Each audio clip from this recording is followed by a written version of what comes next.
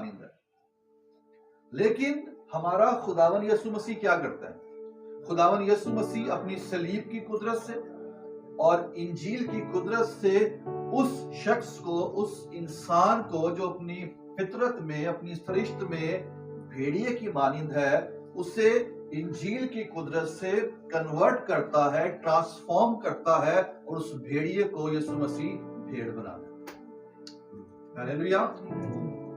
اور جب وہ بھیڑ بن جاتا ہے، اس کے بعد خداوند یسوع مسیح اسی بھیڑ کو دوسری لوگوں میں جو بھیڑیے ہیں ان میں بھیجتا ہے، تاکہ ان کے بیچ میں رہ کر اس کی تبدیل شدہ زندگی کو دیکھ کر، اس کی گواہی کو دیکھ کر، اس کی خدمت اور اس کی منادی کو دیکھ کر وہ لوگ بھی جو اپنی سرشت میں بھیڑیے ہیں، ان بھیڑوں کی خدمت کے سبب سے وہ بھی بھیڑے بن جائیں۔